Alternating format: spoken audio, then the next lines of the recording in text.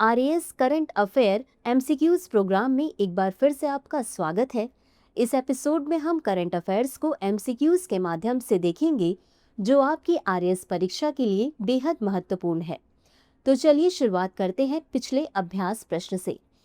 Axiom 4 mission के तहत अंतरिक्ष स्पेस स्टेशन जाने वाले भारतीय हैं ए राकेश शर्मा, बी शुभांशु शुक्ला, सी शुभम शुक्ला, डी सौरभ शर्मा। इस प्रश्न का सही उत्तर है विकल्प बी शुभांशु शुक्ला। चलिए देखते हैं इसके विश्लेषण को। एक्सियम 4 मिशन एक्सियम स्पेस निजी कंपनी नासा, इसरो और यूरोपीय अंतरिक्ष एजेंसी के सहयोग से बनाया गया है। इस मिशन के तहत चालक दल के सदस्य अंतरिक्ष स्पेस स्टेशन पर 14 दिन बिताएंगे तथा सूक्ष्म गुरुत्व अनुसंधान, प्रौद्योगिकी प्रदर्शन और आउटरीच कार्य करेंगे। इसके चालक दल में अमेरिका, भारत, पोलैंड और हंगरी के सदस्य शामिल हैं। भारत की ओर से चालक दल में शुभांशु शुक्ला आईएसएस पर गए हैं। इस मिशन के साथ ही शुभांशु शुक्ला वर्ष 1984 के बाद से अंतरिक्ष जाने वाले भारत के दूसरे राष्ट्रीय अंतरिक्ष यात्री बन गए हैं। अब शुरुआत करते हैं आज के एपिसोड की पहले प्रश्न से। निम्नलिखित कथनों पर विचार करें। एक, हाल ही में केंद्रीय मंत्रिमंडल ने राष्ट्रीय खेल नीति 2025 को मंजूरी दी है। 2, यह राष्ट्रीय खेल नीति 2001 का स्थान लेगी। उपर्युक्त में से कौन सा या कौन से कथन सही है या सही है? ए केवल एक, बी केवल दो, सी एक और दो दोनों, डी न तो एक और न ही दो। इस प्रश्न का सही उत्तर है विकल्प सी एक और दो दोनों। चलिए देखते हैं इसके विश्लेषण को। हाल ही में केंद्रीय मंत्रिमंडल ने राष्ट्रीय खेल नीति 2025 को मंजूरी दी है, अतः कथन एक सही है। यह राष्ट्रीय खेल नीति 2001 का स्थान लेगी, अतः कथन 2 भी सही है। यह नीति भारत को 2036 ओलंपिक सहित वैश्विक खेल आयोजनों में उत्कृष्टता के लिए एक मजबूत दावेदार बनाएगी। अब जान लेते हैं राष्ट्रीय खेल नीति 2025 के बारे में। इसका उद्देश्य देश के खेल परिदृश्य को नया आकार देना और नागरिकों को खेलों के माध्यम से सशक्त बनाना है।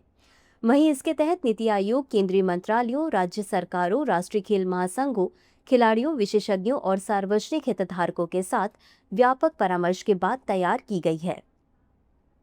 अगला प्रश्न है, निम्नलिखित कथनों पर विचार करें। एक, पश्चिमी घाट एक यूनेस्को विश्व धरोहर स्थल है और वैश्विक स्तर पर 36 जैव विविधता हॉटस्पॉट में से एक है।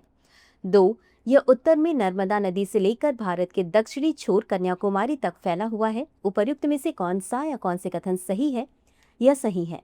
ए केवल एक, बी केवल दो, सी एक और दो दोनों, डी न तो एक और न ही दो। इस प्रश्न का सही उत्तर है विकल्प ए केवल एक। चलिए देखते हैं इसके विश्लेषण को। पश्चिमी घाट एक यूनेस्को विश्व धरोहर स्थल है और वैश्विक स्तर पर 36 जैव विविधता हॉटस्पॉट में से एक है, अतः कथन एक सही है।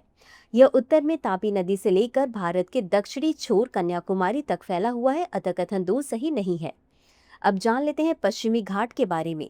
पश्चिमी घाट उत्तर में सतपुड़ा रेंज से गोवा के दक्षिण में कर्नाटक के मध्य और केरल व तमिलनाडु से होते हुए कन्याकुमारी में हिंद महासागर तक फैला हुआ है। यहाँ के जंगलों में गैर भूमध्य रेखीय उष्णकटिबंधीय सदाबहार वनों की कुछ बेहतरीन प्रजातियां शामिल हैं और यह कम से कम 325 विश्व स्तर पर संकटग्रस्त वनस्पतियों, जीवों, पक्षी, उभयचर, सरीसृप और मछली प्रजातियों का घर है। पश्चिमी घाट के जंगलों में छोटे मांसाहारी Nilgiri marten, brown palm civet, stripe नेवले, इंडियन ब्राउन नेवले, स्मॉल इंडियन सिविट और लेपर्ड कैट पाए जाते हैं। पश्चिमी घाट में भारत के 2 बायोस्फीयर रिजर्व, 13 राष्ट्रीय उद्यान, कई वन्यजीव अभयारण्य और कई रिजर्व वन पाए जाते हैं।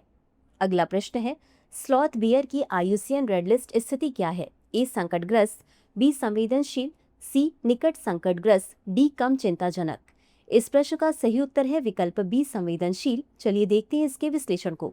स्लॉथ बियर की आईयूसीएन रेड लिस्ट स्थिति संवेदनशील है। ये मुख्यतः श्रीलंका, भारत, भूटान तथा नेपाल के निचले क्षेत्रों में पाए जाते हैं। ये प्रमुख रूप से दीमक और चींटियां खाते हैं और अन्य भालू प्रजातियों के विपरीत अपने शावकों को पीठ पर ढोते हैं। इन्हें शहद बहुत पसंद है, इसलिए इनका एक वैकल्पिक नाम हनी बियर भी है। ये भालू शीत निद्रा नहीं करते। अगला प्रश्न है, वर्ष 2025 तक रेशम के उत्पादन और खपत में भारत का वैश्विक स्तर पर कौन सा स्थान है? ए पहला, बी दूसरा, सी तीसरा, डी चौथा। इस प्रश्न का सही उत्तर है विकल्प बी दूसरा। चलिए देखते हैं इसके विश्लेषण को। भारत विश्व में रेशम का दूसरा सबसे बड़ा उत्पादक और उपभोक्ता है। भारत का कच्चा रेशम उत्पादन वर्ष 2017 से 18 में 31,906 मीट्रिक टन था, जो वर्ष 2023-24 में बढ़कर 38,913 मीट्रिक टन हो गया। इसी अवधि में शहतूत बागानों का क्षेत्रफल भी 2,23,926 हेक्टेयर से बढ़कर 2,63,352 हेक्टेयर हो गया है। यह वृद्धि भारत की रेशम उद्योग में बढ़ती क्षमता और मांग को दर्शाती है। इसी के साथ अंत में देख लेते हैं अभ्यास प्रश्न को। परमकुडी रामनाथपुरम सड़क परियोजना किस राष्ट्रीय राजमार्ग से संबंधित है? ए NH2, बी NH26, सी NH87, डी NH22। इस प्रश्न का उत्तर कमेंट बॉक्स में जरूर दें। आज के लिए बस इतना ही। धन्यवाद।